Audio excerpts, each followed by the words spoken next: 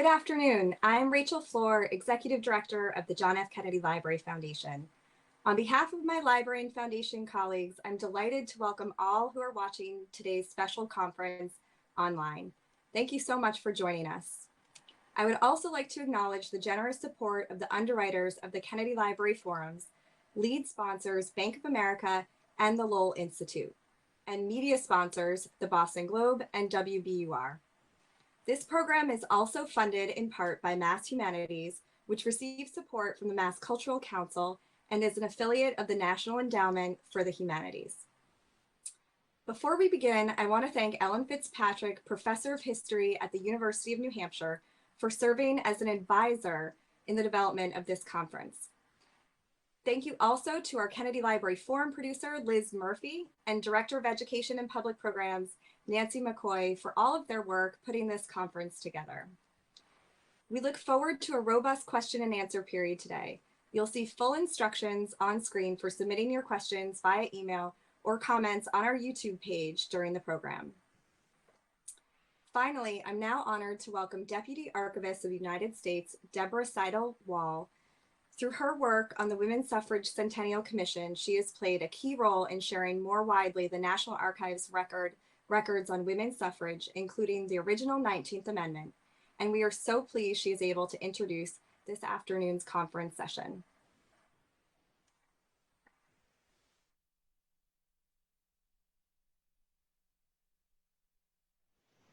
Good afternoon. I'm Deborah Seidel-Wall, Deputy Archivist of the United States. Welcome to this special conference, Expanding Democracy, the 19th Amendment and Voting Rights Today. The National Archives is honored to be the home of the 19th Amendment and to commemorate its 100th anniversary with the American people. The campaign for women's suffrage was long, difficult, and often dramatic. The National Archives holds the records that help tell this story, including petitions, legislation, court cases, and more. This year, we've explored the complex story of the struggle for women's suffrage, leading up to and beyond the ratification of the 19th Amendment on August 26, 1920, with online programs for all ages, including the Rightfully Hers American Women and the Vote exhibit. We believe it's essential to continue to examine these issues today, and discussions like those you'll hear this afternoon play an important role in deepening our understanding. Now, to examine some of the key issues in expanding voting rights from the early 20th century to the present day in more detail, I'm delighted to introduce the participants in this afternoon's panel.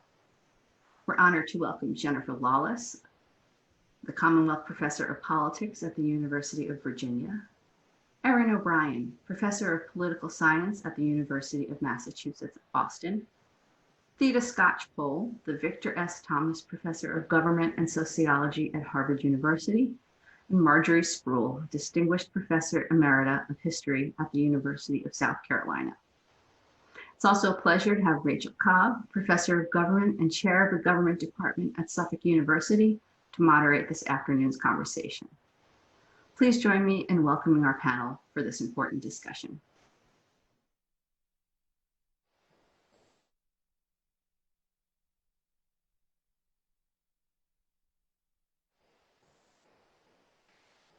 Hello, I'm Rachael Cobb, and welcome to our panel discussion about what happened after the 19th Amendment was passed. And we're going to take us from that moment to today and talk about voting in general and women's participation in particular. I am delighted to have this dynamic panel, supercharged scholars who have so much to offer. So I want to just dive right in and ask our historian, Dr. Spruill, to take us from that moment, from 1920, and what happened right after with women's political participation broadly. You are on mute, so I'm gonna. Okay, how about Perfect. now? Yes, Okay. Thank you.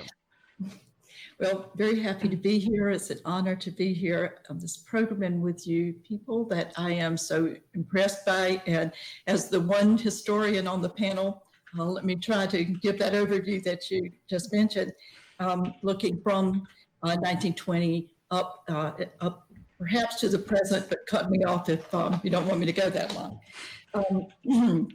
So as we're celebrating the centennial of the 19th Amendment and also getting ready for this massively important presidential election, the women's vote is recognized as both massive and extremely important in the outcome of elections. Politicians are very well aware that women tend to turn out and vote at a higher rate than men, and that there are significant patterns, differences in the patterns of the votes of the two sexes, with women more likely than men to vote for the Democratic candidate. And these are trends that have been there since around 1980. But what I'd like to talk about now is that these trends were very slow to appear, that it took many decades for women to vote at the same rate as men and for this gender gap to emerge. Right after ratification, there was a lot of speculation about what the impact would be. Very anxious politicians speculated endlessly about the strength and the nature of the women's vote. Many people assumed that women would vote similarly to one another, differently from men, and that a woman's blot would emerge. They thought that owing to women's nature and responsibilities as wives and mothers, that women had common sensibilities, needs, concerns that would require different political appeals.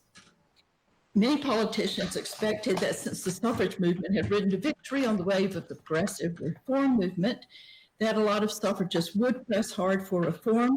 And in this beginning, a lot of them did. The League of Women Voters took the lead, presenting a first woman's platform with planks endorsing restrictions on child labor, minimum wage for working women, government programs to aid pregnant women and children, public health improvements in education and other reforms, and took the lead in organizing this Women's Joint Congressional Committee, which represented 10 major women's organizations with over 10 million members. And at first, there was a lot of success. It was soon clear, though, that many women didn't vote. They didn't keep separate records back then. There were no exit polls. But in the early 1920s, voter turnout was low, and most people tended to blame the newly enfranchised women. 21st century political scientists Christina Walbrecht and Kevin Corder, in A Century of Votes for Women, however, confirm that in 1920, only about 1/3 of women turned out to vote. It was also clear that those who did vote did not vote as a group, as a bloc. But this should not have been surprising. What we now realize for a long time is that women vote much like others in their immediate communities, and that factors such as class, race, religion, and region, all of which influence party preferences, shape their political opinions, and that party loyalty is extremely strong. And in those rare periods of massive realignment, such as when African Americans shifted to the Democratic Party in the 1930s, and many Southern conservative whites switched from the Democratic Party to the Republican in the 70s and 80s, that women tended to move along with men. Though women's shared experiences and concerns do have some impact on their voting preferences, gender identity affects their vote far less than these other factors. So even former suffragists who agreed on the need to press forward on women's rights and to try to advance the status of women were divided about the best ways to do so. And of course, one of the most passionate debates of the 1920s that really didn't end until almost 1970 was the debate about the Equal Rights Amendment. Also, women were pursuing political goals through Democratic and Republican parties and a great deal of variety of voluntary organizations in which they were often pitted against one another. So in other words, it became pretty clear right away that there were a lot of differences between women, and that was to be expected. To win the federal amendment, suffragists had to bring in a massive coalition that by definition was going to have women of very diverse backgrounds, ethnicities, and ideologies.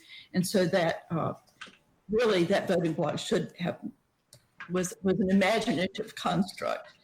Also, the most recent scholarship, so in the end, a lot of people tended to think, okay, women didn't turn out to vote in huge numbers, they didn't vote as a bloc. So this tremendous innovation in American politics really made little difference.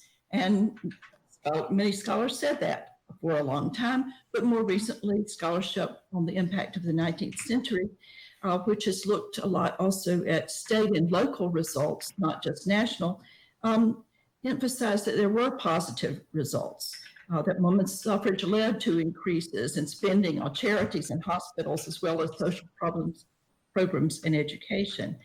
And that across the nation, even in the South, as Lorraine Scholar tells us, women used the weight of their votes effectively. Recent research not only questions this idea that women's suffrage had little impact, it also emphasizes the tremendous obstacles to women's participation in election and the impact of voter suppression, which of course is very much on our minds today. There are many reasons, cultural and political, for the low voter turnout in the 1920s and the slow rate of increase after 1920. And any analysis of the impact of the 19th Amendment that fails to take these factors into account is as incomplete as the 1920 suffrage victory itself. So there were all these cultural obstacles, deeply ingrained ideas about gender roles that led a lot of women to oppose women's suffrage did not immediately disappear. And at the same time, there were many, many women who were eager to vote, who were kept away from the polls, including many Native Americans, immigrants, as well as American-born women of color.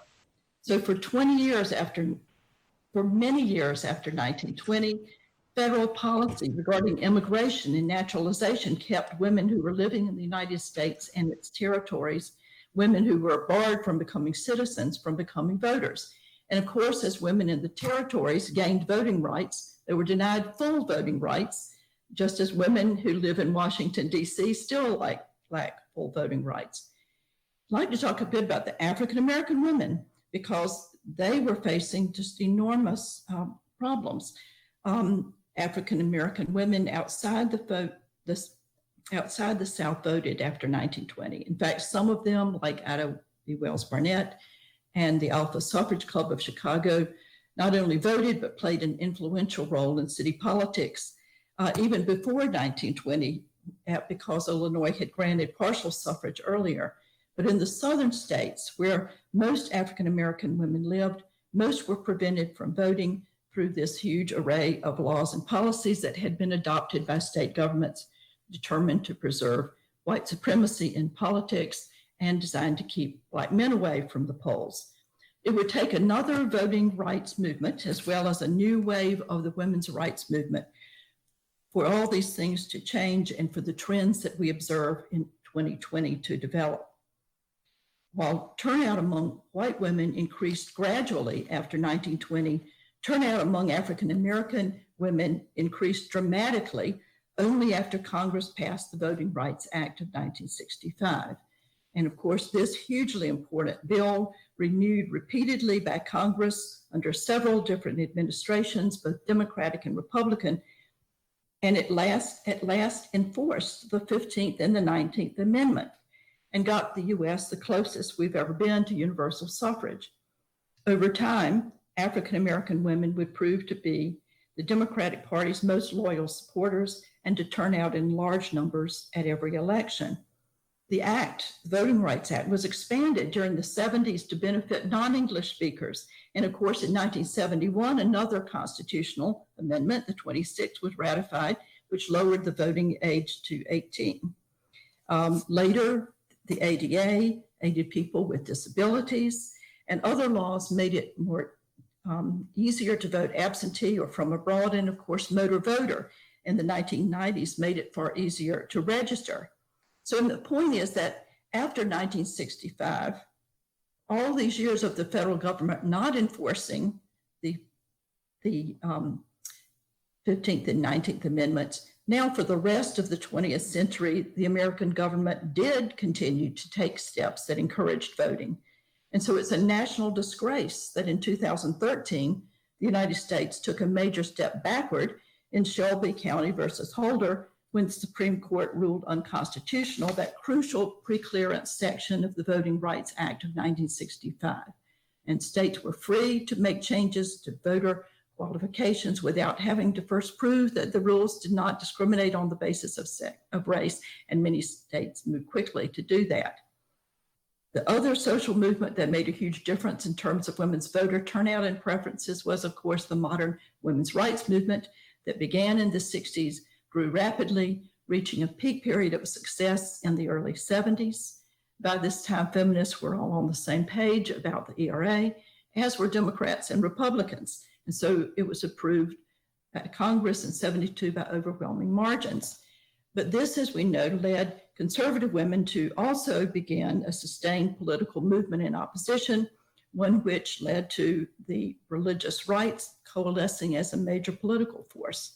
And I argue in my work that this reached a peak during the 1977 IWY conferences, and that the two parties chose up sides between the two movements in 1980, and that permanently changed American political culture, leading to the way it is now. Now, all of this affected women's voting turnout and preferences. And by 1980, the voting rights movement had eliminated many barriers to African American voters in the South, and that, together with 2 decades of feminist activism and almost a decade of conflict between advocates of women's rights and family values, had major consequences for the women's vote. And in the 1980 election, that's when we get to women voting at a higher rate than men for the first time in the history of the United States, and to that gender gap. And I'll stop there. Thank you for putting a lot of history into a very short amount of time. It was a terrific synthesis. I want to turn it over to you, Professor Skocpol. If you can talk about, you've done so much tremendous work on the role of civic associations and their important role in American democratic life, and the bridge that they form for citizens between the civic world and political engagement. So can you talk about women's political participation in that, and how that's the transformation that has happened over the course of the 20th century into the 21st? A small question. Right, thank you, Rachel, and it's an honor to be here with this distinguished panel and to follow on, wait, I've got a feedback. And to follow on Marjorie Spruill's excellent presentation. Am I coming through clearly? Yeah, all right, fine. Let me just start by saying that we're on the verge of an election that's shaped by an awareness among American women that voting and collective action through voluntary organizations and networks and occasional public protests are all complementary forms of voice. And that's not a new insight on the part of American women.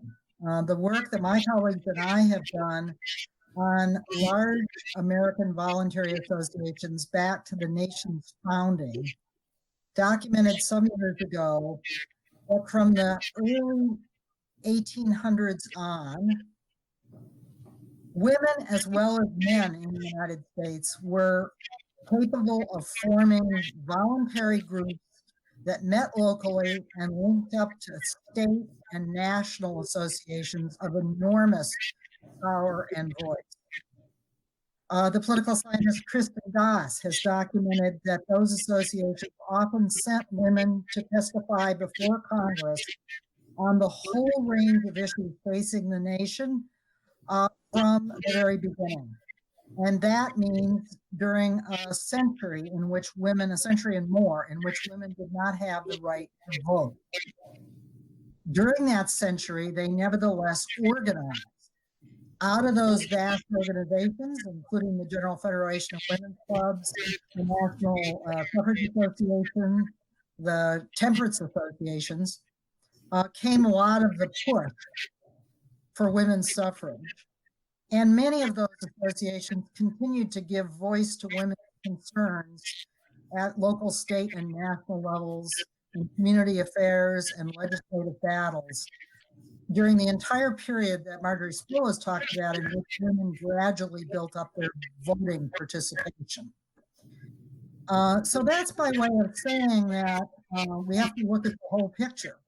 After the 1960s, with the modern feminist movement, in some ways, we saw a decline in this larger kind of voluntary do-everything kind of organizing.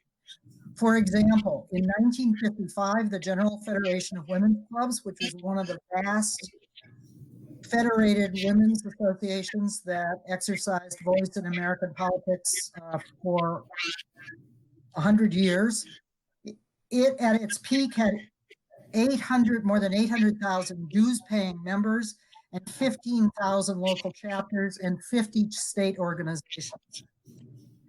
Contrast that to the iconic modern feminist organization, National Organization for Women, which at its height in 1993 had 280,000 members. That is about not quite a little over a third, 800 chapters that were larger but much sparser across the American geography, and no state chapters, or at least just a few.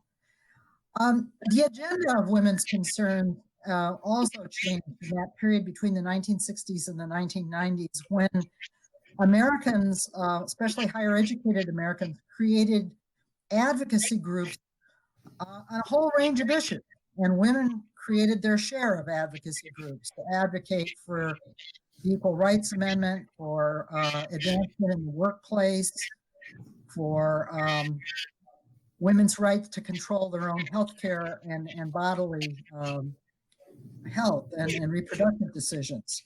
But during that period, Kristen Doss's research shows that many women's associations didn't speak up on as full a range of issues, domestic and foreign policy, as they had during the period before the modern feminist movement. So in many ways, they were part of the specialization of advocacy politics in the hands of higher educated professionals. And you can see that in many ways, that period in the late 20th century, where women's voting was increasing steadily, and women's separate voice at the ballot box became increasingly evident after 1980, many women were not participating in these voluntary movements and associations to the same degree. That's, of course, not true of the feminist movement itself, the environmental movement, the civil rights movement. Women were full participants along with men, and women across ethnic and racial lines got more involved. But the form of ongoing organized voice shifted for women, much as it did for men. Then something very different started to happen in the last 10 years, and this is the note I want to end on. My colleagues and I have done research on the amazing explosion of local voluntary activity in politics that happened first in the Tea Party movement, which follows on the Christian right in many ways, and the anti-abortion movements that exploded during Barack Obama's presidency on the right. Women are often said to not have been actors in the Tea Party. That's simply wrong. If you go to places where people organize voluntary groups to get things done, women are always the ones who are actually doing a lot of the work, much as they were through all of American voluntary history, even for men's associations. But then we get to the presidency of Donald Trump, and to an even more amazing and widespread scale after November 2016 than it had happened after November 2008, voluntary citizens associations formed, started to meet, started to carry on both electoral and advocacy and issue advocacy politics, and to reshape community ties all across the United States. Many of these were led by college-educated white women, and our research shows that probably as many as 3,000 of them formed in every state and every community across the United States, even more than the local tea parties that had formed 8 years before. In many places, these groups have linked up with African American associations and church-based groups that have always been active and led by African American women who had a long tradition of voluntary action through churches and through all kinds of brotherhood and sisterhood associations to the 19th century. And I'll just end by saying that what we've seen in the last what we saw in the 2018 midterm elections and what we're seeing in this election is a marrying of this ongoing face-to-face as well as electronic voluntary activity with a surge of participation in voting and outreach to draw others into the electoral process. In 2018, we saw a record number of women of all ethnic and racial backgrounds running for and winning office with the support of these American voluntary resistance associations as well as women voters disproportionately. And this time around, we're going to see another blue female tsunami that will come to fruition starting next Tuesday night and however long it takes after that to count the votes. So by way of summing up, several forms of women's participation are finally coming together in a self-reinforcing crescendo that, ironically enough, one of the most misogynist anti-female politicians ever to hold political power nationally in the United States, Donald Trump, helped to spark. He aroused a giant, and that giant is female, and that giant, I think, is about to clobber him over the head. And so, Professor Wallace. What do you really think? If you can, so the clobbering that will happen did take years to build, and not only was there political participation that women had engaged in civic associations, but also in a transformation in running for office, and the obstacles that they've faced have also changed over time. So if you could take us from, let's say, the 1960s and some of your research on the early days of women running for office and winning at relatively higher rates, and to today, tell us that story. Sure. Thank you for having me. And I actually think I'm terrible at technology, but I think I might be able to solve this feedback problem. Marjorie, can you mute your microphone? Because I think that's what has been popping back. If so, then I've accomplished everything. Okay, we're good. I'm done for today. But so thank you very much. I think that the best place to start this is actually now, and then I'll work backward. So we have seen a lot of attention placed on female voters. We've heard about record numbers of female candidates. We know that we have a woman who is well situated to become the first female vice president. But the reality is that women remain significantly underrepresented in political institutions across this country. Women are only about a quarter of the members of the United States Congress. They're only about 30% of state legislators across the country. 40 governors of the 50 states are men. 90 of the largest cities have male mayors. And what's even more is we've seen largely a plateau, especially at the state legislative level, when it comes to women in positions of political power. To put that number into perspective, when I started doing work on women's underrepresentation as a graduate student in the fall of 1999, the United States ranked 57th globally in terms of the percentage of women serving in the national legislature. Fast forward to today, and more than 100 nations now surpass the United States when it comes to the percentage of women. Now, we've seen steady increases in the United States at the congressional level, but dozens of other nations have picked up at a rate that's faster than ours. And so there's clearly a lot of work that needs to be done. And so the big question then becomes, well, why are women so underrepresented in elected office? And there are several reasons.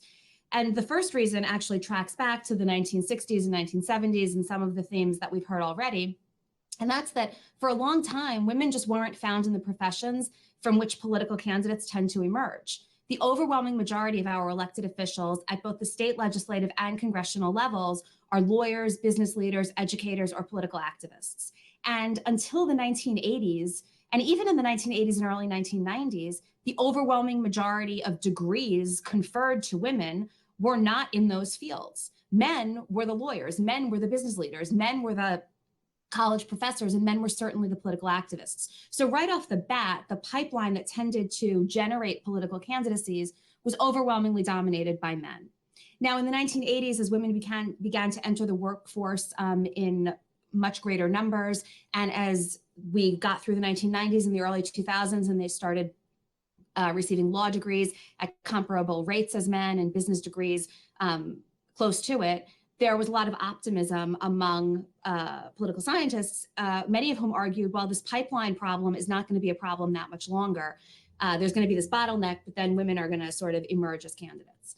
Exacerbating the problem, though, is the incumbency advantage. And we live in a country where even though people hate the job that Congress is doing, even though public opinion polls indicate that head lice is more popular than members of the United States House of Representatives, even in a terrible election cycle where everybody wants to vote the bums out, 90% of incumbents seek re-election, and usually a little more than 90% of them win re-election. Sometimes it's even as high as 98%. So these traditionally male-dominated fields that got all of these guys into political institutions in the first place are their staying power because of the incumbency advantage. Women win elections at equal rates as men, but because men are more likely than women to be incumbents, they have an edge.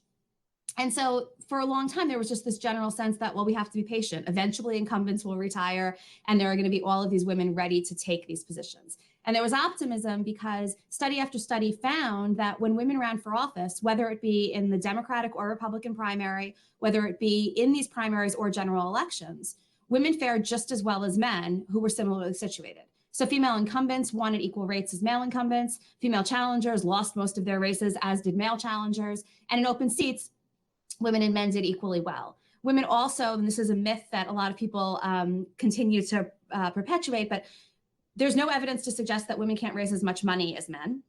They do. They raise they raise as much money, they win as many votes and elections. And beyond the presidential level, if you look at the congressional level and down ballot races, media coverage even looks pretty much the same.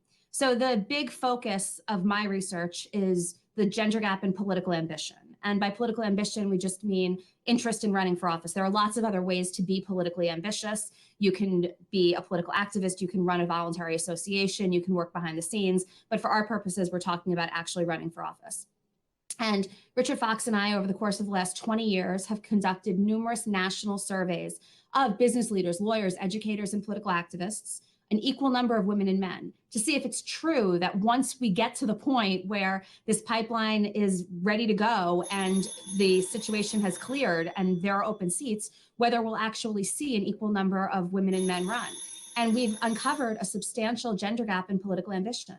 Women who have the same professional and educational backgrounds as men, women who have the same incomes as men, are less likely to express an interest in running for office. They're 50% less likely to do any of the kinds of things that are required to run, like figure out how to raise money or think about assembling a campaign team, or even figuring out how to get your name on the ballot. And then among those who have considered running, they're a third less likely actually to do it. And the reasons are twofold. First, women are less likely than men to be recruited to run for office. They're less likely to be encouraged by party leaders, elected officials, and political activists, but they're also less likely to receive that support and encouragement from their family members, colleagues, and friends. And for women and men, getting that nudge helps push them into politics. The second reason is far more psychological and less political, and that's the fact that women and men who have the exact same resumes, who have the exact same qualifications, don't think of themselves the same way. And so we asked, do you think you're qualified to run for office? And women and men who were exactly the same were far less likely to view themselves that way. So we had a substantial gender gap in perceptions of overall qualifications, as well as the kinds of qualities that we expect in elected officials and candidates. Women were less likely to think that they were good public speakers. They were less likely to think that they could raise money. They were less likely to think that they had the appropriate educational degrees. They were even less likely to believe that they had the connections that could help them succeed. But what's more important than the gender gap in these self-perceptions is the role these self-perceptions play in political ambition. So a woman who doesn't think she's very qualified to run for office doesn't think about running for office.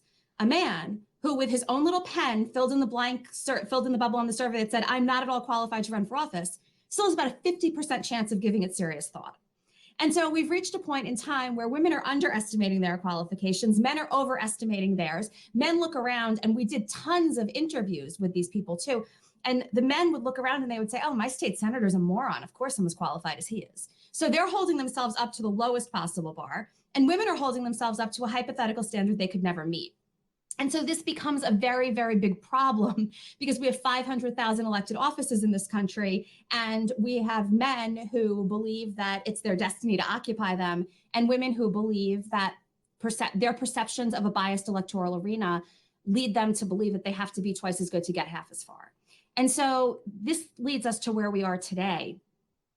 There are lots of women's organizations out there now that are trying to encourage more women to run for office, especially on the Democratic side of the aisle. And one of the best predictors of whether somebody runs is whether they're politically active. And so that is I totally agree with Professor Skocpol in terms of the Trump effect.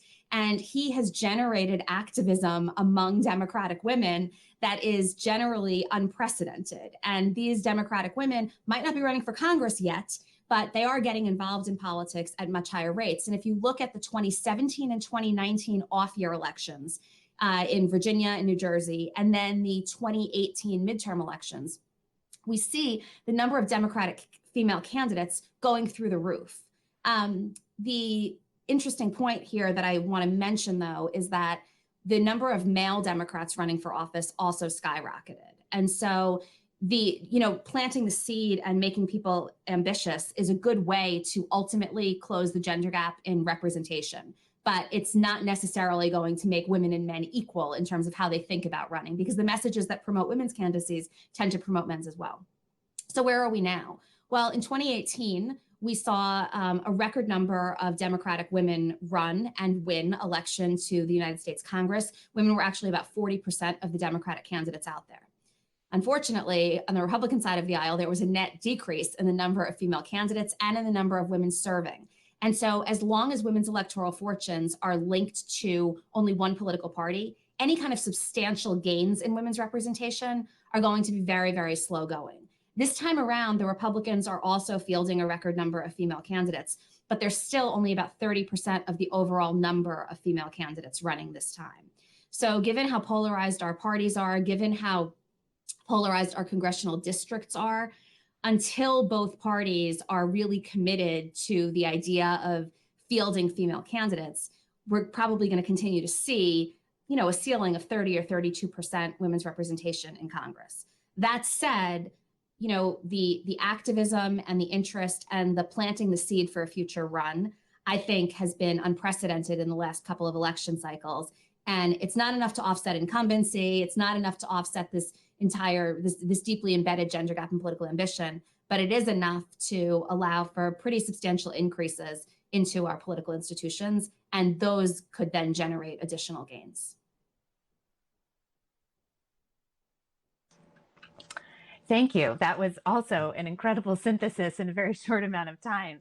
And so, Professor O'Brien, in sort of wrapping up the opening comments, now here we are. It's 2020, as we all know, and we have seen both an expansion of opportunities for voting and convenience voting methods here in 2020 because of the pandemic, and we've also seen real efforts at contraction and at suppressing voting. So you have done some work on the suppression of voting. And so I wonder if you can talk about that broadly in the context of the 21st century, and also talk about that in the context of the interaction effect with women. Sure, happily. First, I have to say, listening to Jennifer, I already voted. I'm really happy I wrote myself in because I hate my member of Congress. So when you said fill in the bubble, I'm like, no, I'm only going to get one vote, but still, it made me chuckle. But thank you, Rachel. In terms of the 21st century, I'm going to say something a little odd for this panel. The state of voter access, and here I want to be very clear, the ease of casting a legal ballot in the United States is not a story of gender. My three colleagues have just spoken quite eloquently about how participation very much is gendered in the United States. Women are more likely to participate, be it volunteering, voluntary organizations, voting, even in protest. And as Jennifer pointed out, the state in electoral office is increasing, but certainly not keeping up with other countries, and we are far from parity. So all that holds true. But when it comes to this question of the ease of casting a legal ballot in the 50 states, it is not a story of gender. It remains a story of race and partisanship. It's just that simple. It's depressing, but it's that simple. It's very much the case as we see historically when it comes to voter access. This is not a steady march forward. You know, I often say in the classroom, it's sort of an EKG. This is the product of politics. We saw just recently, I'm sure I know everyone listening knows about the SCOTUS decision in Wisconsin, that ballots need to show up on the day of, as opposed to be mailed by the day of the election. That means many individuals will cast a ballot that does not get counted. We've seen the politicalization of mail-in ballots during a pandemic. Anybody thought, how will we come together in a crisis situation? The answer is no, we will not. And starting in 2011, 2012, the uptick in voter ID laws, largely because of the first African-American president. So in the 21st century, we're not going towards the greater good in some sort of steady incline, okay? Why do I say it's a story of race and partisanship? Because that's what the evidence finds. When it comes to things like whether or not you have mail-in voting, whether there's a voter ID, early voting, how long for early voting, how tightly regulated voter registration drives like the League of Women Voters really got started, how tightly those are regulated, the number of ways you have to cast a ballot, that is the story of race and partisanship. On the bad news side, my own work with a colleague has found that as the percentage of African Americans or Blacks in a state goes up, and as when Blacks start to chip into, there's always been a gap between white turnout and Black turnout, but in states where Blacks start to chip away at that gap, that's where we see voter ID laws. That's where we see, let's get rid of early voting or let's shorten early voting. That's where we see, increased signature match sort of work. And that is a direct result of racial politics, the founding cleavage of US American politics. Also partisanship. Two are the factors. One is race and two is partisanship. Where Republicans hold uniform party control, meaning they control both bodies of the legislature, there's a few states that don't have that, but the legislature and the governor's office, so uniform party control, that's also where we see restrictive voter access legislation enacted. This is from the Brennan Center, just between January and February of this year, 2020, there were 35 bills in 15 states on restrictive voter access legislation. So that's the bad news in this EKG, this fight, this idea that I always say to students, we're not moving towards the ultimate 100% turnout. It is a fight to get there, and don't expect, when you get out of the ring, the other folks win, okay? So there's a lot of bad news here, quite frankly. It's racist, like it's that simple. There is some good news in the sense of this fight. And so I don't want to be Pollyanna, I don't want to overplay it, but the fight is real. It's also the case that in Massachusetts is a great example. When I moved here, and I don't even know, 2007, we were 42nd of the 50 states in terms of ease of casting a legal ballot. Since then, we've gone to about 8 or 9, depending on who's counting, because of automatic voter registration, because of online voter registration. I use Massachusetts as a case here because a lot of states are also fighting to expand voter access in these ways, to allow early voting, to do mail-in voting. And they're being really smart too, because they're going after the registration barrier. Because the registration barrier, if you want to tackle inequality in turnout, get rid of the registration barrier. Like why in the United States we have to register and then vote. Get rid of the two-step process versus things that are like convenience voting, which are great, and oftentimes turnout will go up, but inequality stays the same and can sometimes increase because people who are already going to vote use it. So my point here, and the states that are doing that, uniform democratic control. So again, race and partisanship, and not this steady march forward. We are in a real fight to cast a legal ballot. Women are more likely to cast said ballot, but race and partisanship are really conditioning that and where you live in the United States. Given that this is a panel on women in politics, I will end with, because I want to make sure we can have some discussion, I will end with one thing that I'm looking for. Well, I'm looking for many things, but one thing I'm looking for in terms of this panel come Tuesday night, Wednesday, Thursday. There's always been historically a very complicated relationship between white women and African Americans, Blacks in the United States. We know that the first wave of women's organizing, the NWSA, comes out of the abolition movement. So incredibly radical for the day on issues of race. We also know that post-Reconstruction, that the NWSA and the AW, these two organizations merge and become much more conservative.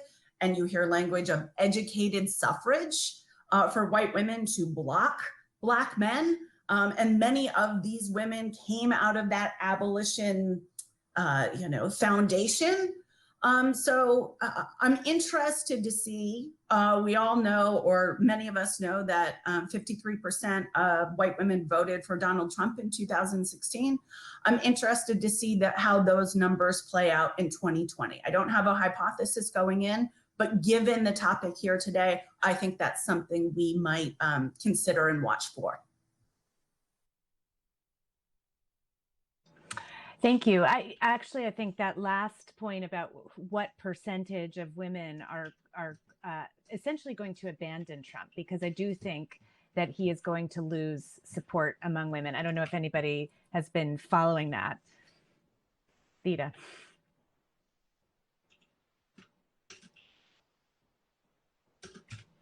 I know. White women have shifted, white college-educated women have shifted markedly. And white non-college, I think credentialed is the word I'll use because I don't see it as education, but non-credentialed women have also moved. For that matter, so have some white non-credentialed men.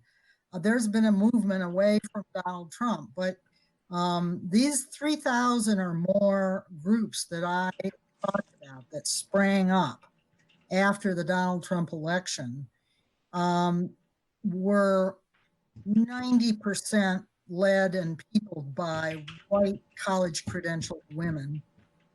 And they have created, not just by their numbers, the people who organize are always smaller in number than the categories of demography they come from, but by their organized and persistent voice, they have changed. They've helped to propel changes not only in attitudes toward Donald Trump's presidency, but shifts that we're seeing among educated whites in particular in the United States toward issues like Black Lives Matter, criminal justice reform, awareness of systemic racism, and of course, a lot of opposition to the kind of hatred of immigrants and refugees and minority religious groups that the Trump presidency represents. So we're seeing a real change. So I'm curious to know what you think, for those, especially women who voted for Trump and then have left him, what's been the driving disappointment that they've had in his presidency that has propelled them out the door? Well, a lot of that would be his response or lack of response to the COVID crisis, feeling that they are less safe, that their families aren't being taken care of. Yeah. I mean, it's not only that, though, because we saw these patterns long before COVID. And so I think that there are a couple of different dynamics. The first and the most important thing to keep in mind, and this plays off of a lot of what Erin was saying too, is that even when a partisan hates the candidate that the party has put up, 90% of those partisans vote for that candidate. So in 2016, we had two of the most unpopular presidential candidates we've ever seen. And Hillary Clinton received the votes of 89% of Democrats, and Donald Trump received 90% of Republicans. And this time around, I don't think that's going to look much different. There might be a little bit more, Joe Biden might get up to 92 or 93% among Democrats, but those are not major issues. The issues are independence. And in 2016, Hillary Clinton won independent women by 5 points. Donald Trump won independent men by 15.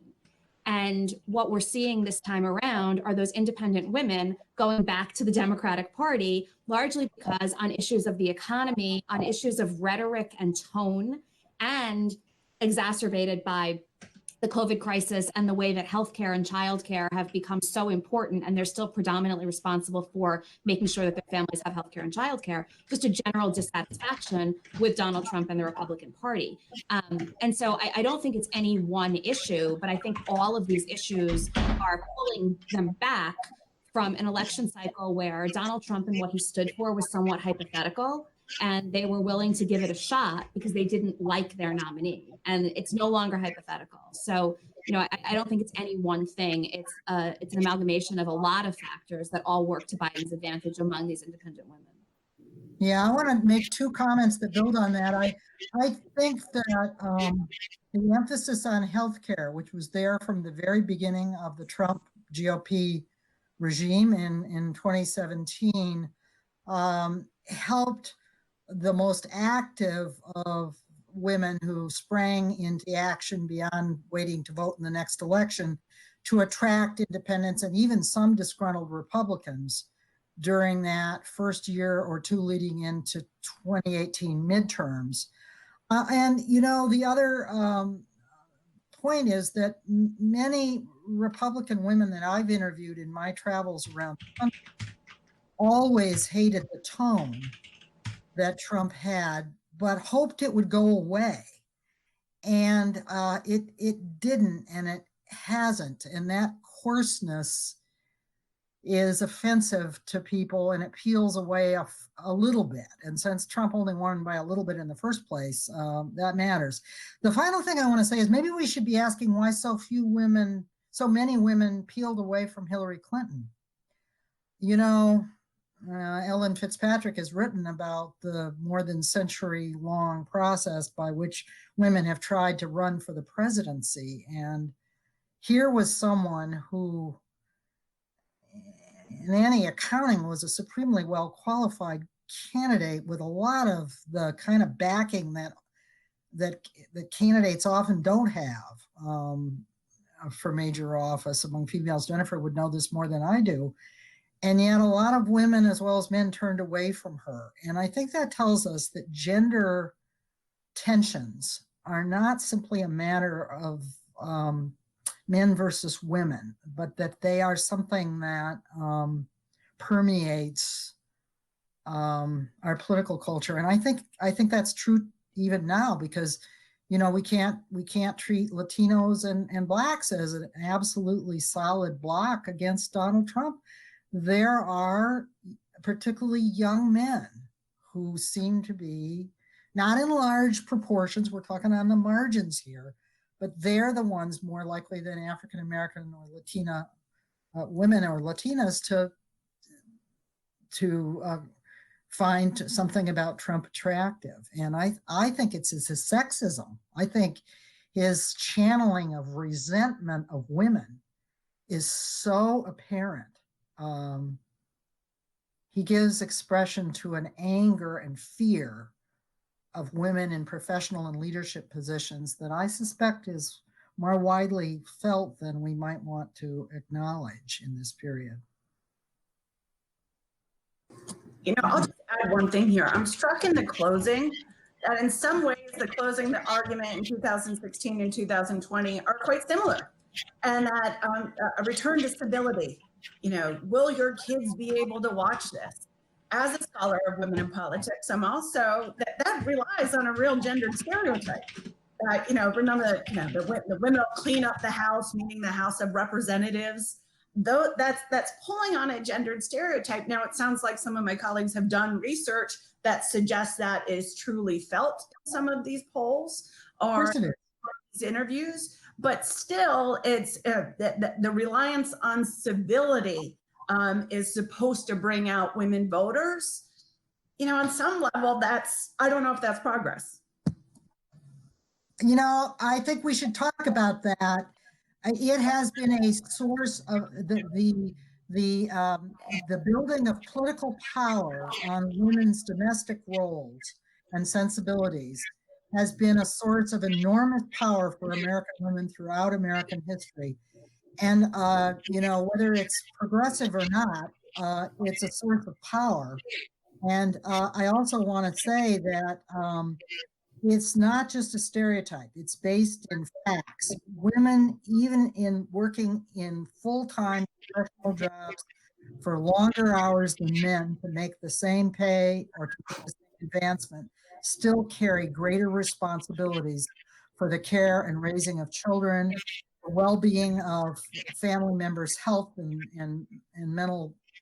And at no time greater than in this pandemic has that double burden been more obvious. And they're losing jobs at a higher rate. Why shouldn't they care about those things? Of course they do. Marjorie, did you want to jump in? Well, Oops, you're on mute. Yeah. I'm interested in this issue about the conservative white women and what they will do. I think that they are a group of people that political pundits, pay the least attention to of any other kind of voter. It's almost like they're not there. Now, scholars are doing more with them, but it's just amazing. I just for so many years, I'll be watching the news and somebody will say something about with the gender gap as it is and getting greater and greater. I just don't understand why the Republicans don't pivot, you know, to be more friendly to feminism. And I know that in my book, I argued that it was the Republican women that pulled these men away from supporting women's rights in the 70s and sort of locked them into it in 1980 and would not begin to let them go back. I think that the conservative women in the Republican Party, once they had such influence there, they don't care that they're not in the limelight, but they do care very much that the party follows the policies that they want. It doesn't matter to them that a candidate, they're not going to change and support Hillary Clinton because she's a woman. They're going to have the same opinions pretty much towards her that other men in their community have. And so what the result of all that, of course, is that in this year, as in 2016, there are just all these predictions about all these women that are going to abandon the Republican Party and come over. And I'm thinking, Jennifer, that's probably maybe mainly independents rather than Republicans, because they tend to just stay with the party. And in part because women have no lock on anti-feminism. All these surveys about these conservative women, I mean, a lot of their views are profoundly anti-feminist. So I'm watching all of these predictions about what's going to happen next Tuesday with women's votes with a lot of skepticism and hoping I'm wrong. I think that that's right, and that it's going to be independent women that ultimately determine the margin by which Joe Biden wins or loses. The other thing that I would note here that I think is important, if we're going to sort of talk about the things that the media get wrong, and I should tell you, I love the media. I talk to them all the time. I want to be them. But one thing that I will note is, they're talking about how this election is going to be we're going to see the biggest gender gap we've ever seen. And it's because they actually don't know how to calculate the gender gap. So the gender gap is the difference in support between women and men for a candidate, right? So in 2016, for example, we had a 13 percentage point gender gap. Women supported Hillary Clinton by a margin of 13 points greater than men did. Now, Joe Biden's numbers are generally pretty good among women and men. About 54% of women are supporting Joe Biden, and about 49% of men are. That means that we've only got about a 5 percentage point gender gap. The more support a candidate earns from the electorate at large, by definition, the smaller the gender gap can be. And so instead, when the media are talking about this, they're talking about the gap in women's support for Trump versus Biden. And that's comparing apples to oranges. And so I just think it's important when we put this election into perspective to talk about it accurately and to really identify what it is that we're comparing. The final thing I'll note about the gender gap is that in the elections where we see really, really large gender gaps, it's usually driven by men becoming increasingly likely to vote for the Republican candidate. When you look at the gender gap, the movement is often among men. Democratic candidates tend to perform generally the same way among women. Yeah. Another issue that I'm interested in is the regional variations among white women. I don't know if any of you have read Angie Maxwell's newest book about the long Southern strategy, but one of the points that she's made there and other places is that if you look at the white women that voted for Hillary, and if you're looking to see, the figures there, that overwhelmingly those white women that voted for Trump are from the South. That if you were to take in that factor when you're looking at this body of white women that voted for Trump, it's like something like 70% of white Southern women, and which means that outside the South, you might have more white women were voting for Hillary. So in other words, she would have carried white women's votes if you were looking outside the South, and it's just heavily skewed. You're muted. To this, I think it's been a family structure gap, much more than it's been a pure gender gap. And, until recently, particularly married white women behaved in a much more conservative way in both their voluntary and electoral political choices. And the other thing, and it's just a beef I have with this kind of research in general, which applies to everybody, including me often, I think we treat people as if they were demographic potatoes in sacks, and we sort them into different categories. But people come in connected communities, in connected associations, in connected, above all, family and kinship and occupational structures. And if we could possibly study this, and I don't think we have the right data to do it, my sense is that in the final stages of the 2016 election, a lot of married women ended up going with their husband's preference. And this time, I think you're seeing the opposite dynamic. And my hypothesis would be that because so many, especially college credentialed women, organized and have been persistently at it ever since 2016, they have created a concerted voice that enables them to influence others in their communities, their networks, and a fair number of their husbands. But we literally don't have the kind of data that we need to pin that down in any kind of large scale way. In other words, life is networks, and elections are networks too.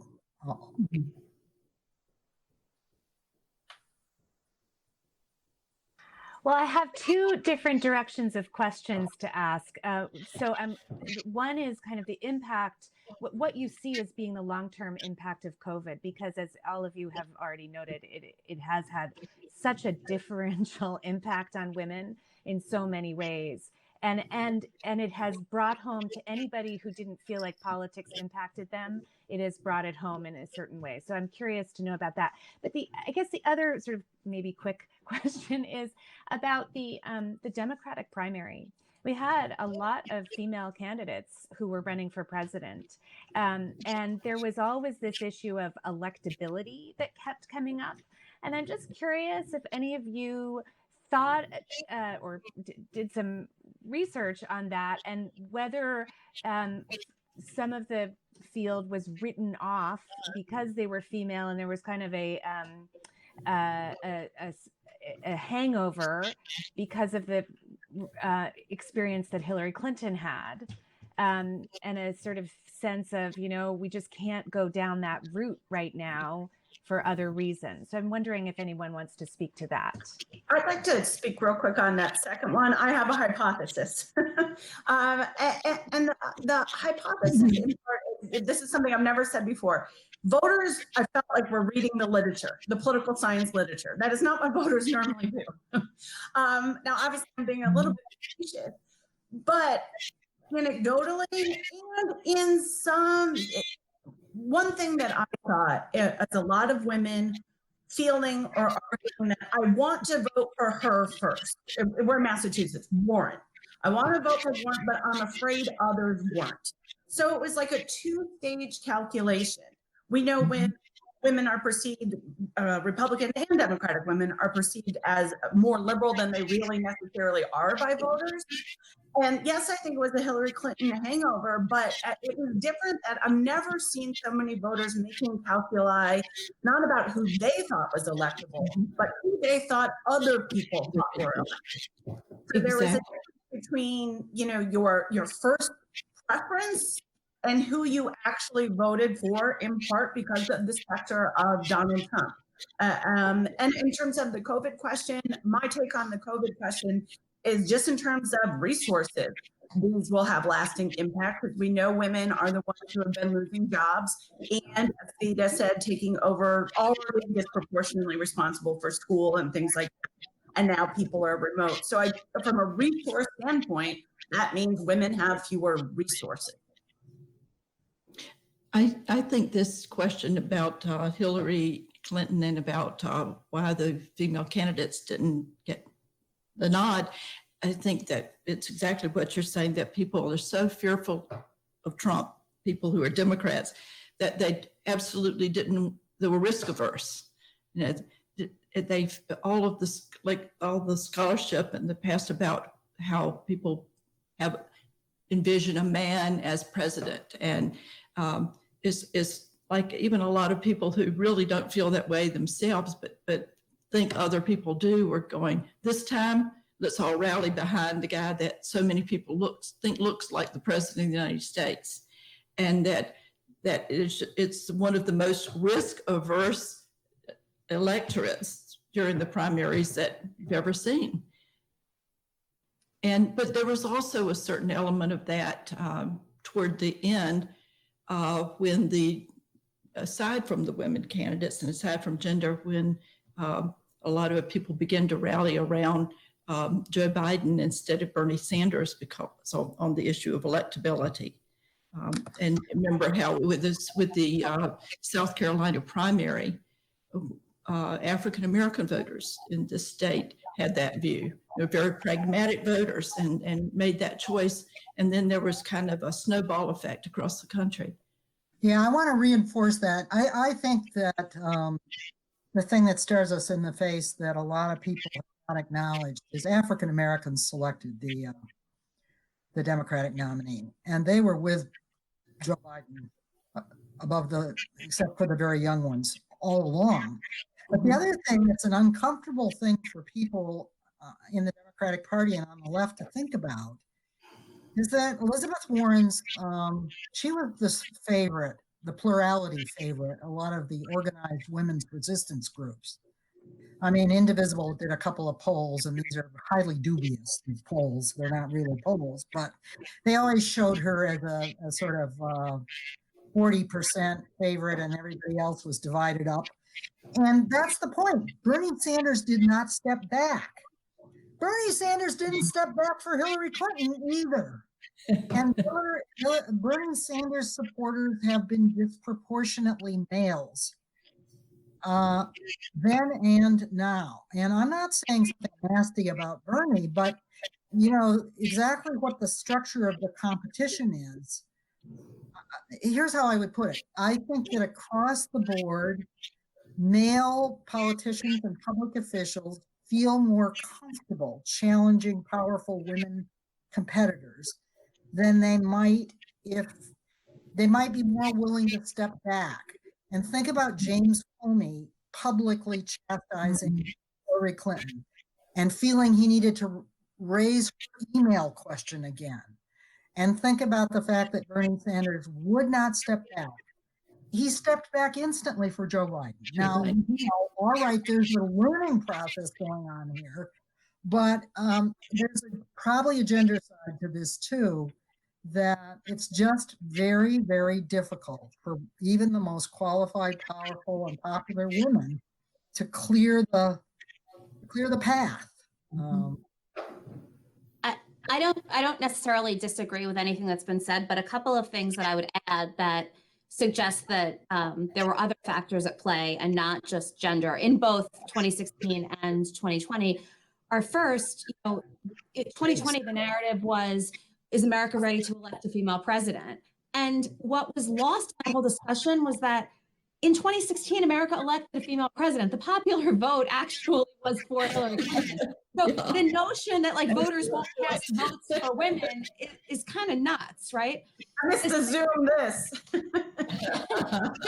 the second thing I would note is that I think that the problem was that we had 24 candidates on the stage and 23 of them were going to lose. All of the men except for Joe Biden lost and all of the women lost. And the two candidates that made it the farthest were the two that had the highest name recognition and the most experience. So Joe Biden was the previous vice president. He should have, you know, despite a campaign that was not necessarily incredibly inspirational early on, would expect that he'd be the one that was there. And Bernie Sanders also ran the previous election cycle. And so these women that were running were not, they weren't in a lot of ways facing an entirely open field. They were facing two old white guys who had basically become the party stand bearers. The other thing that I would note is that Elizabeth Warren early on, because she was the one female candidate that was rising in the polls, and because Donald Trump had, you know, demonstrated his visceral reaction to her over the course of several years, the comparisons to Hillary Clinton and what a Trump-Warren race would look like, I think made the narrative that, oh, this could be Hillary 2.0 take on a life of its own. If she hadn't been the candidate that had risen to the top early on as the female candidate, I don't know. I don't think the outcome would have been very different, but I don't know, you know, if there would have been other dynamics at play. So, you know, again, clearly there were widespread perceptions of sexism on the part of the electorate that caused people to vote a particular way. The problem with that argument, unfortunately, is that the 2016 election demonstrated that people were willing to vote for a female candidate, and that just got lost in the process. But it also, the polls indicate, I'm speaking to all you political scientists and experts on government, and I hesitate to do this, but isn't it true also that the surveys showed that misogyny was on display like never before, and that a lot of the people who at first it was assumed that they voted for Trump for economic insecurity reasons were in fact doing it for racist and sexist reasons? Well, all right, we're talking about the Democratic primary, and I just want to make it clear that my argument is not about the voters. My argument is about leaders and competitors. I actually am the kind of political scientist who thinks much more in terms of both organizations and elite actors than simply the will of masses of voters. But the will of masses of voters that was weighed in the primary this time around was African Americans. I mean, I'm sorry, that they're the ones that put, they're the ones, and the African American leader, Jim Clyburn, in South Carolina, he put Joe Biden on the map. And something different did happen. The whoever posted the question or sent the question is right. There were a lot of qualified women on that stage, and she did not emerge as the choice of the Democratic Party. But something different that did happen, and we've been talking about this prior, the ways in which African American women form the backbone of the Democratic Party and have for so long. That work has gone largely unrewarded in terms of top spot. There was no way that Joe Biden could not pick a female VP. The party demanded it. And this is always, women are the backbone of the Democratic Party, especially Black women. And that has gone unrewarded, but for Geraldine Ferraro, in the 80s. So I think that as something different did happen there. Yeah. Glass half full person oftentimes, but I think that's important to point out because there is a woman of color at the top of the ticket, and the Democratic Party demanded it for pay to play. Yeah, and Joe Biden got a big. We have a bunch of different questions that are, that are all going in different directions. But I'm going to start with one about young people and a question about what messages do you have to young people about how to preserve democracy? Vote. vote, and get everybody else to vote.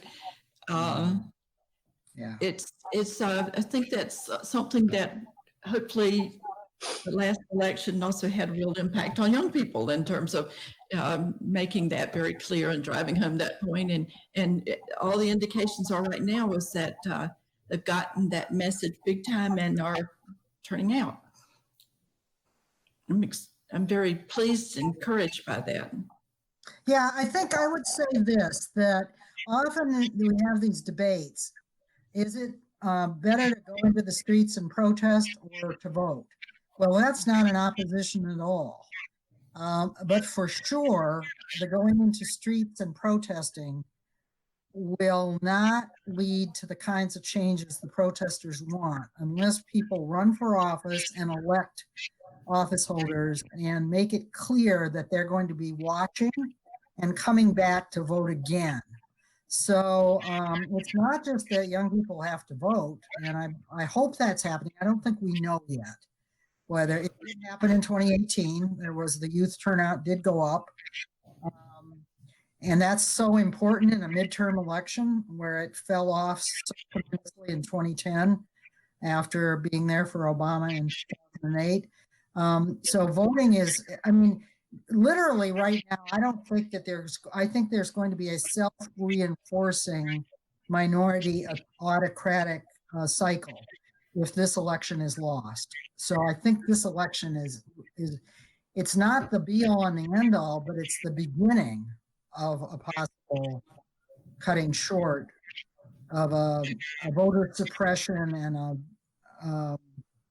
an authoritarian cycle that is very well underway in American politics right now because one major political party has embraced it. Yeah, I'm very, very fearful that if Trump is reelected, that the voter suppression will just skyrocket and that they'll lock in and do more and more and more of it with very little resistance from little effective resistance, because the resistance is going to be there very strong.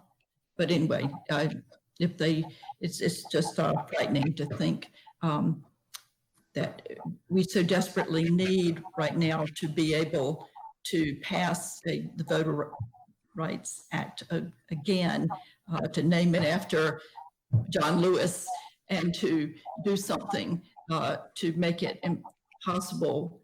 I mean, to basically put back the power into that act, which was working so well. And if we don't get the opportunity to do that now, I'm very fearful about it. I'm afraid it would make it much more difficult to do later. My answer is a little bit more esoteric in some ways and harder to do. And that is, I think, to maintain the legitimacy of the opposition. Whoever you're voting for, you probably feel pretty passionately about right now. It's when we delegitimize the opposition that there's other factors, but that democracy starts to peel away. That, oh, I don't need to protect voting, to Marjorie's point. We don't need to expand voter access because they're the enemy of the state, right? And so I think, I'm not one of these let's have kumbaya politics, but in that fight to not delegitimize the opposition, it's sometimes hard to do. But I think it's really important for those institutions to hold. But that's something I think we can do. But again, easier said than done when you're feeling hot sometimes. Which is why the Lincoln Project is, to me, one of the most absolutely fascinating political phenomena I've seen in my life, and certainly in recent years, is quite something. Well, they don't represent very many Republicans. Erin, I want to ask you a question about what you just said. Okay. It isn't happening equally on both sides.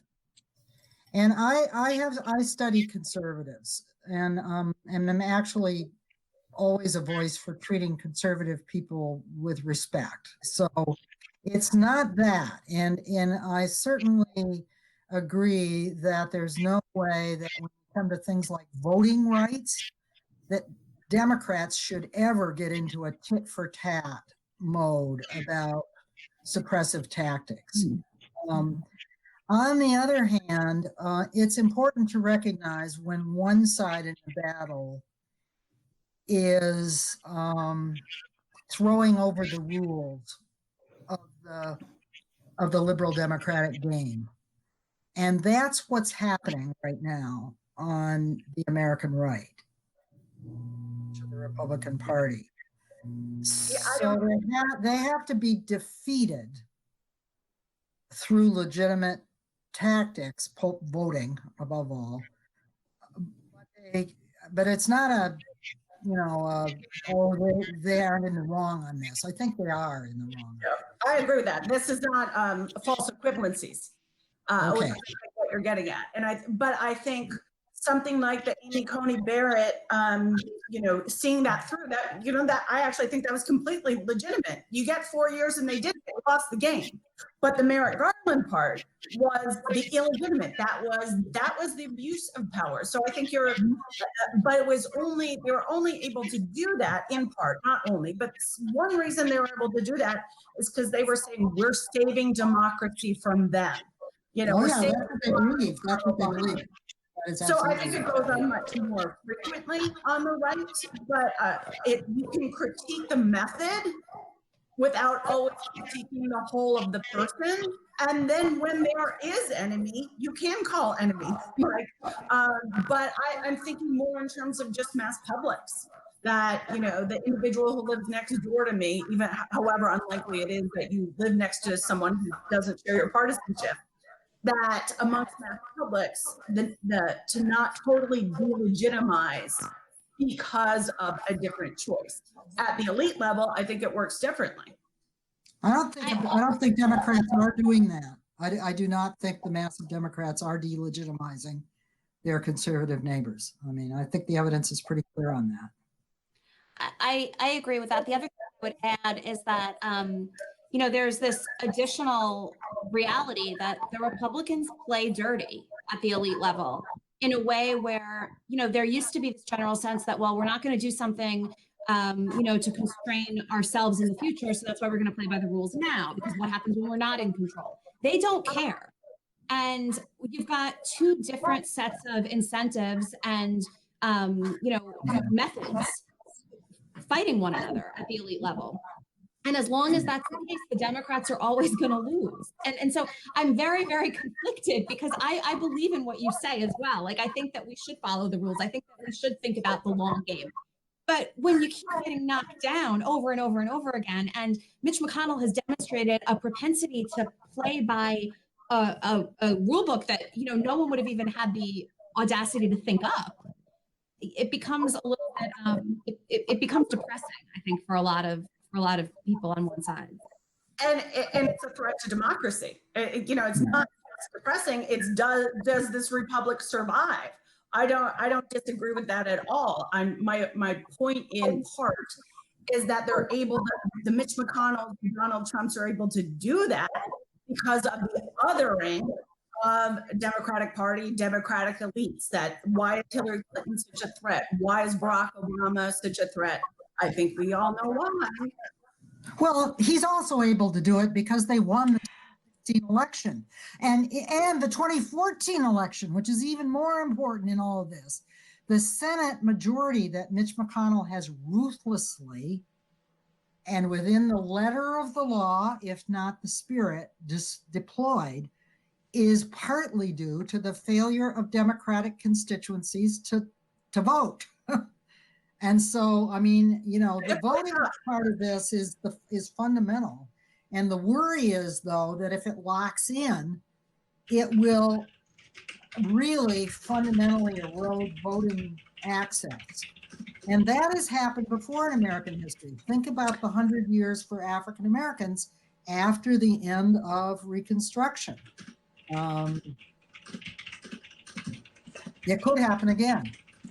I think there are, relatedly, the toxicity of our political discourse right now may not necessarily be a turnoff to voting, but it may be a turnoff to running for office and not wanting to get yourself into that muddle, and then have the proposals that you following democratic norms propose, then have non-democratic norms that sweep you away and emasculate your power somehow. So wonder if any of you want to speak to that and the toxicity and how we try to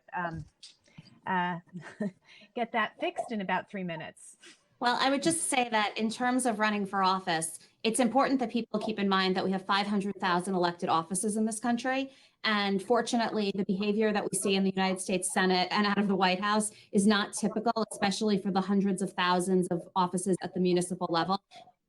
Thousands and thousands of which are actually nonpartisan, often don't involve campaigns or fundraising, and really are about solving problems. And so right off the bat, I would tell people if they're interested in getting involved, and they sort of hate this political culture that they see federally, that doesn't mean that they should not get involved or not run. Maybe just now is not the time. The other thing that I would say, and full disclosure, I ran for Congress in 2006 in a Democratic primary. It was a negative campaign. I lost, but the reality is that that's how elections are won. And there's a difference between negativity and toxicity. And I think it's okay to be negative. I think it's okay to call attention to your opponent's weaknesses.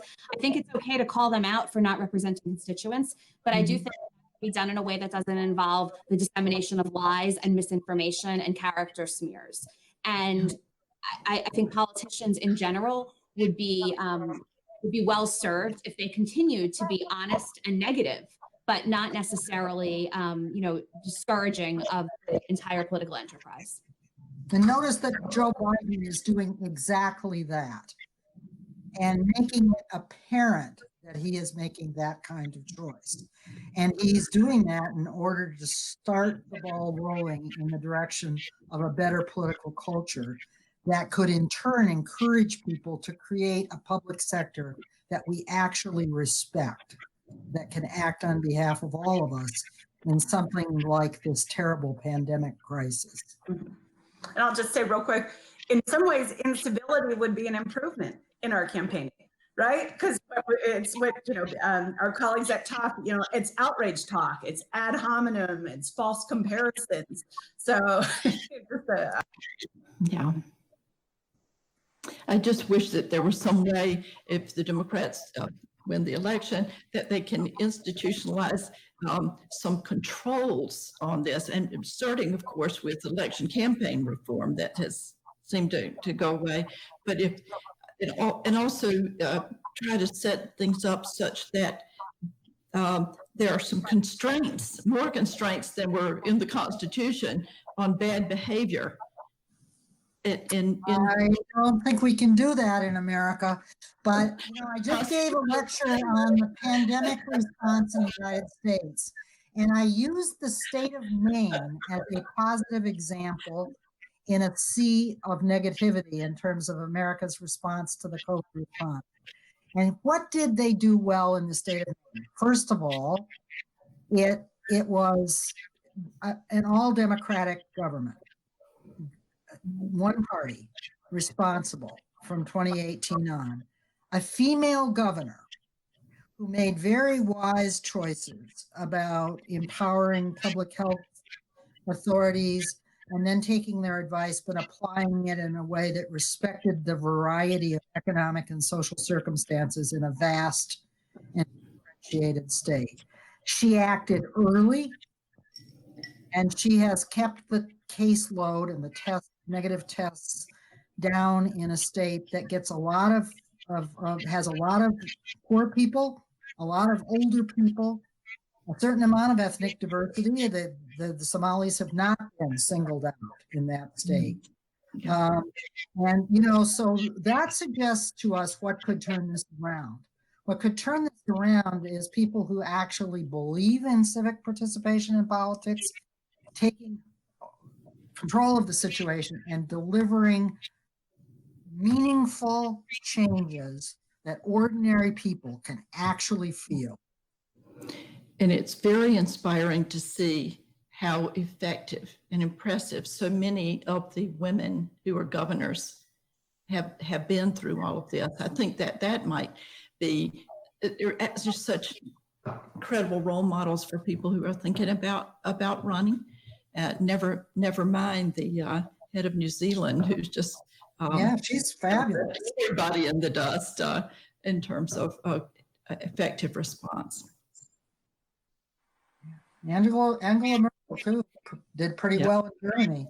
So there's a lot we could learn from this pandemic crisis, because it sort of creates a need for community-minded public action. And who's supplying it? Well, it's not only women, but I think women who have some kind of political party behind them and some real capacity to use government in an authoritative way have shown that they can do the job. And that's pretty inspiring. There's 50 states in the United States. There's lots of places in state legislatures and in governor's offices for women to make headway. Well, Rachael, I'll turn it over to you. I want to thank everyone for a remarkably wonderful and dynamic conversation. So thank you. And Rachael? Thank you so much, Rachael, and thank you all here for such a fascinating conversation and for joining us to commemorate the centennial of the ratification of the 19th Amendment. We thank those of you in the audience today for joining us as well, and hope you will be able to join us for the keynote session exploring the judicial role in contemporary voting rights issues at 3:30 p.m. today. Thank you so much and take care. Thank you.